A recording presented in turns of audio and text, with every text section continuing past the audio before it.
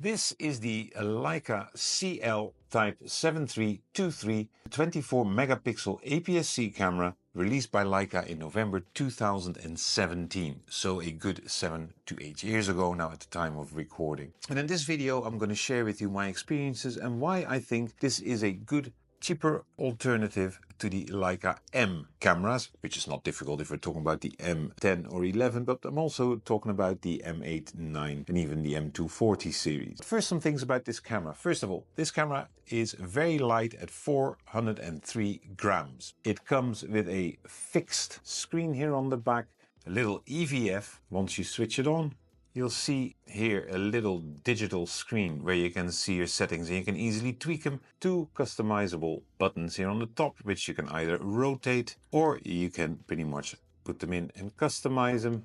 So as you see here, this is now done on the ISO. Once I push this for longer periods, I can pretty much put in whatever I want to on this first button, and the same goes for the second dial. And if we look at the startup time of this camera, 1, 2, but there we go. It is extremely fast.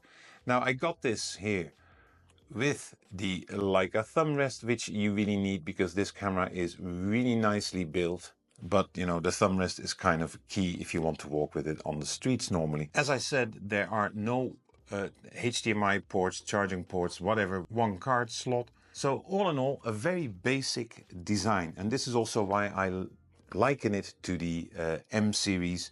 Because very basic, very simple. The menus here on the camera are, as usual, typical Leica, fantastic. If you go to the main menu here, you'll see that this is all touch enabled, which really makes it an interesting value proposition. You can pretty much rotate whatever you want to here. Absolutely delightful. If this is going to be your first camera, it is a very simple process to get this right. So in that way, it's a typical Leica, seamless, effortlessly, fantastic. Now, I'm not a Leica fanboy. You can see an episode here. You can also see that I really didn't like the Deluxe 8 here. So you have a few episodes, yeah? And if you're somebody who already has the Leica CL, please put a comment down below. Always good to get your input. Now, let's talk lenses. This is the L mount, a collaboration between Leica, Sigma and Panasonic. So that means for lenses you have a pretty wide array. And what most people don't know is that the Leica L mounters came with the Leica T. You see an episode here. And the Leica T has pretty much a few lenses custom made for it. It's the Leica T lenses or TL lenses. The 18 millimeters, it's a pancake lens. The 23 millimeters, a zoom lens. Now the point that I have with these lenses, they're not that easy to find. Yes, you can find them on MPB, but they're not like in stocks of hundreds and hundreds. You find them everywhere. And point B is that they're very costly. They're between 900 and 1100 bucks. A lot of money. So if we look at the L line, you have the APS-C Sigmas like this one, 18 to 55. This is very easy to hold. With the thumb rest, you basically don't need a cage or whatsoever. Very easy to hold. Simple lens, light.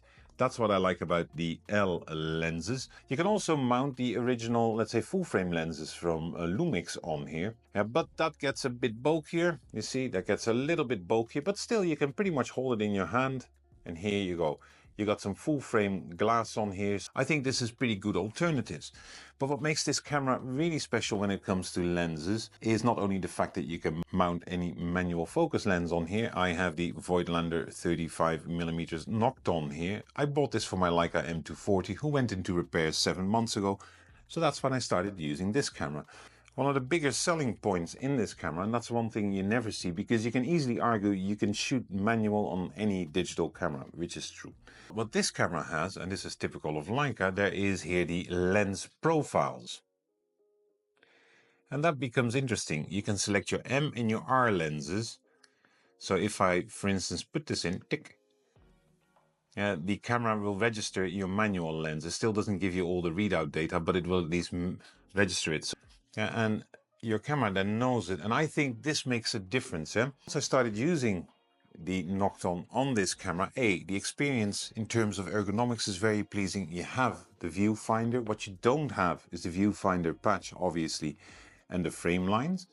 For me, that doesn't even matter that much. It's the fact that you can just simply pretty much do whatever you want to with this light, and I really personally love it a lot. I've shot quite a few pictures on them. I'm still getting to grips with manually focusing, but that's more of an issue for me. So the entire shooting experience on this camera has been great. Picture quality, image quality is great, and this is also one thing. This camera might come from 2017, but when it comes to photography, there's not that much happening in cameras for quite a long time. There's small little changes, and this camera will hold up just like a Fuji X-T1 does, or any of the older mirrorless cameras. When it comes to video, I would not use this camera at all, because I think Leica is not the best video. Then you use Lumix or Sony or whatever you like. Now, the autofocus on here is, in terms of technology, way back there. There's 49 autofocus points on it. So it's basically like you normally did with Fuji until the X-T3 IV, is you shoot mainly in single. Tracking isn't that good. Facial recognition actually does work, but to be very honest, yeah, it's not always that great. When it comes to this camera, the price, when I bought it, what I just told you, for close to $1,000, I bought it kind of as an investment object, to be very honest, but because my M broke down, I had to put it into service. So this was my replacement.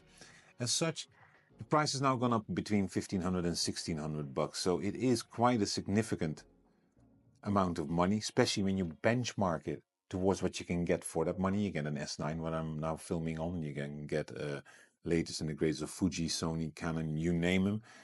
But I do think that this camera stands out in terms of its build quality. It's a typical Leica. This thing is built to last, and I think it does. I think it withstands the test of time. Very good for photography, for videography, shouldn't make it.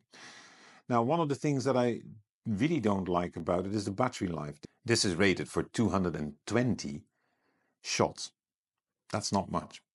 So you need to bring 2 to 3 to 4 batteries for it. And the fact that you don't have any external ports where you can actually charge on, that's kind of, that's where the camera shows its age.